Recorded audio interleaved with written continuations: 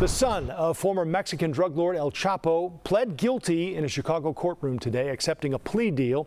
That means he will work with the feds in exchange for something else. Our Sabrina Franza was in court today. She joins us now, and this was unexpected for some. It was, Joe, and now federal officials are going to have to use El Chapo's son's testimony as they pursue additional investigations, as they try to continue to bring down this network. Security in the courtroom was incredibly tight. I've never seen this before, but U.S. Marshals actually surrounded Ovidio Guzman Lopez, creating a semicircle around him as he admitted his guilt today.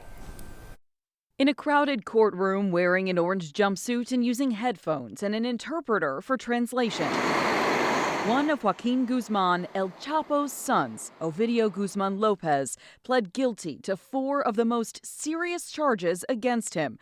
Among those charges are drug trafficking conspiracy and engaging in and managing a continuing criminal enterprise, running with one of his 3 brothers, a cartel known as the Chapitos, or Little Chapos, that exported fentanyl to the United States.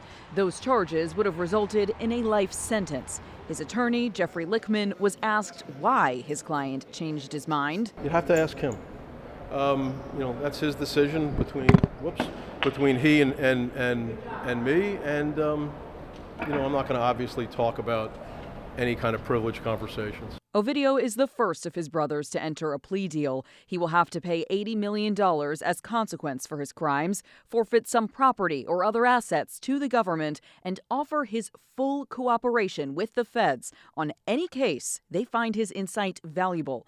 Ovidio may have to share intimate details about his family's role in bringing narcotics across the U.S.-Mexico border.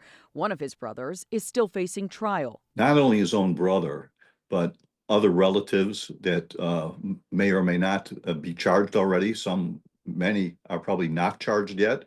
And I think there's a lot of people out there that when they hear about what happened today, they're going to be very careful as to who they talk to and what they do. Legal analyst Irv Miller explained how there's a condition to his plea arrangement. The government will decide if they believe Ovidio has cooperated enough. Only then would they change their sentence recommendation and ask for something less than life in prison. Only after the government is satisfied that he's telling the truth and can be beneficial does he become a cooperating witness and a cooperating defendant. The decision to change his plea feels like a win for some. Michael Gannon is a former assistant special agent in charge for the Federal Drug Enforcement Agency. And it immediately makes me think about the impact in a horrible way that he had on so many families that lost loved ones because of the fentanyl poisoning.